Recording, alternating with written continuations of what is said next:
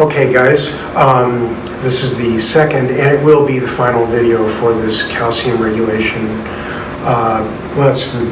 One thing that, I'm doing these on iPhone here, and I've been told that, this is actually better. You can see me making gestures and all that stuff. And that's fine. I don't have to sit in front of a computer and just bore myself. But I am going to be very curious about getting feedback on these videos. I am, first of all, worried that perhaps some of the text is too small.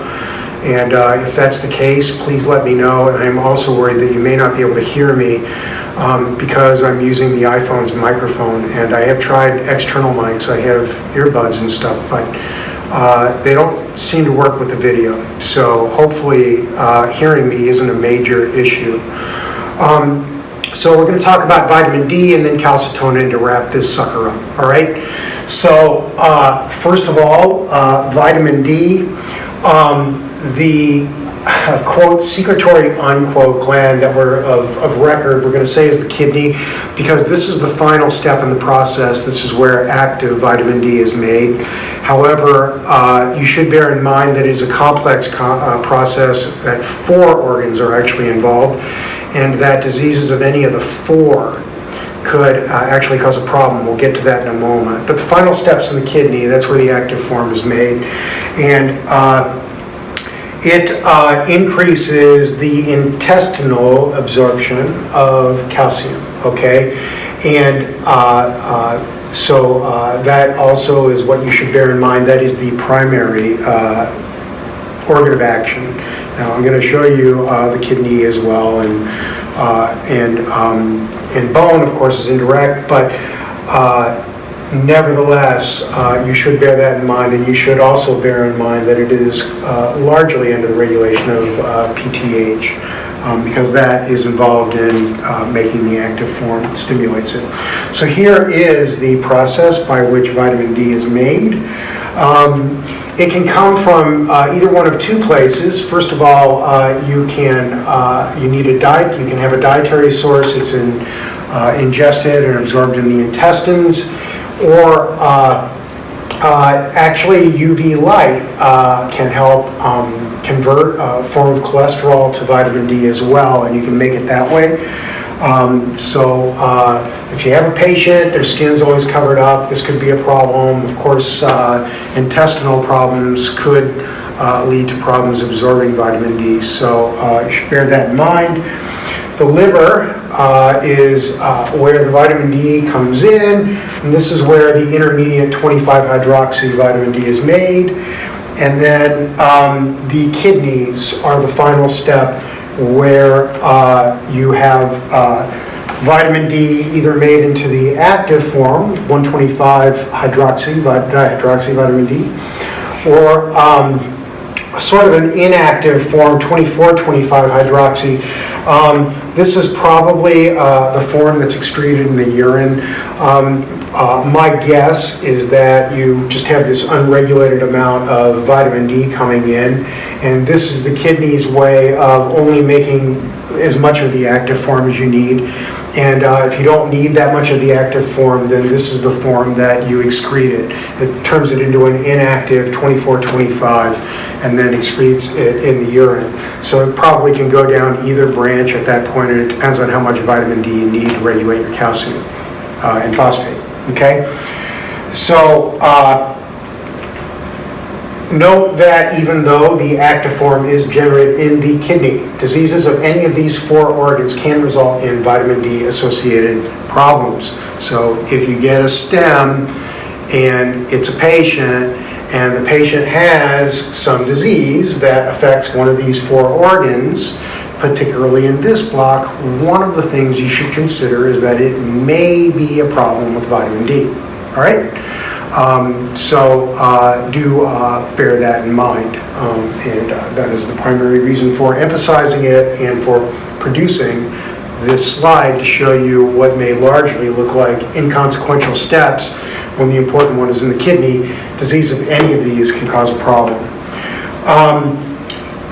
The primary action of vitamin D is on the intestines. So let's talk about calcium absorption in the intestines. This is a typical enterocyte. Calcium is absorbed and passively passes through a channel in the apical membrane, and that calcium at least can go through one of two paths. First of all, it can bind to calbindin, which is a calcium binding protein. So the calcium comes in, and by binding it immediately to a binding protein, you keep the free calcium concentration down in the cell. That does two things. It maintains this gradient, so that calcium will continue to come in. It keeps calcium low, free calcium low. And it also keeps free calcium from building up and killing the cell, which will happen if the calcium gets too high.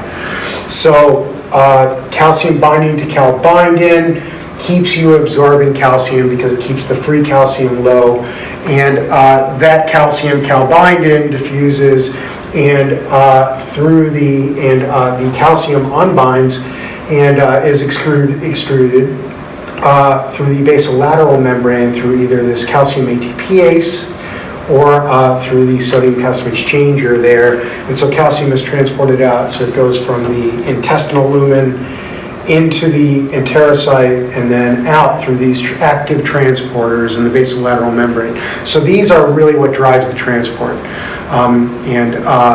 This is so it does require energy to absorb calcium and keep the calcium inside here low to keep calcium moving, okay? The other pathway, calcium may be entrapped in vesicles through endocytosis, and then those vesicles may release calcium through exocytosis through the basolateral membrane, okay?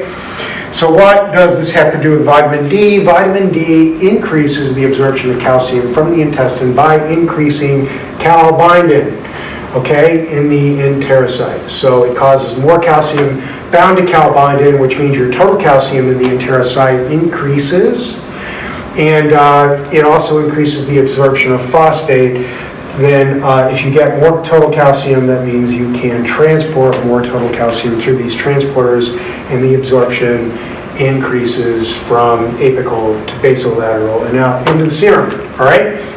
And don't forget, PTH increases the active form of vitamin D, and it really regulates that. So indirectly, PTH actually regulates this as well, okay? So here's a quick summary of vitamin D's actions. This is the one to remember. It is the primary target, the intestines, increasing calcium and phosphate absorption. It does act on the kidneys to cause calcium and phosphate reabsorption there, so you're maintaining calcium levels and phosphate levels there. And it does act indirectly on bone, as you know. It allows the parathyroids to appropriately release PTH in response to the serum calcium level, and without it, you'll get more PTH released than you should, and it'll increase reabsorption, so this is very indirect, okay? And then all of these increase the plasma calcium. So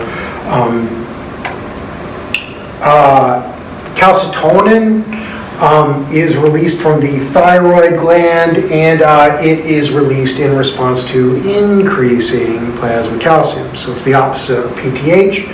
One thing to note, although the regulation is real and it's there, you can actually live completely without calcitonin. I mean, you can drop the levels in the serum to zero and not allow the body to secrete it, and you'll still live, okay? You won't live without PTH. So that should tell you something. The effects are real, but it isn't like critically important, and they aren't massive effects, okay? And it's thought that its primary function is really to preserve bone mass in the face of disturbances that would overly demineralize bone. As much as anything else, that seems to be its purpose. But the thing to remember, its secretion goes up when plasma calcium goes up. Its actions are on bone and kidney. This is the primary one. It increases bone formation and decreases calcium and phosphate release from bone, okay, and therefore decreases plasma calcium. Okay, so the more CTH you have, the more the tendency to decrease plasma calcium back toward normal. The effects on kidney are there. They increase phosphate and calcium excretion, so you lose more calcium and phosphate in the urine, but they're minor. You know, PTH is your big guy for the kidneys, okay? So they're real, you need to remember them, but don't think that they're overwhelming. It's overwhelmingly important either. And again, I just said that not required to maintain life. That should tell you something about it. It's not that the effects aren't there. It should just tell you something about how important they are relative to regulation by PTH. And then this graph, one that you want to remember, as plasma calcium goes down, PTH release goes up, okay? Meaning PTH wants to bring your calcium back up, and calcitonin goes down. So as plasma calcium goes up, PTH goes down, calcitonin goes up. That'll increase bone formation, or at least decrease the breakdown of bone, and tend to preserve calcium in bone mass, and tend to make this plasma calcium come back down toward normal. Okay, so these are inverse. Decreasing calcium decreases calcitonin and increases PTH. Increasing calcium does the opposite, decreases PTH, increases calcitonin. And through the action of these two, this is primarily how you regulate calcium in the serum, along with some help from vitamin D, which is very closely related to the PTH, okay? So acting together, these serve to maintain calcium regulation, blah, blah, blah, blah, blah, right? So they try to keep that plasma calcium at a relatively constant level, just like your cardiovascular system tried to keep blood pressure at a relatively constant level. Okay? So that's all I got. Thank you for your attention. Good luck. Talk to you soon.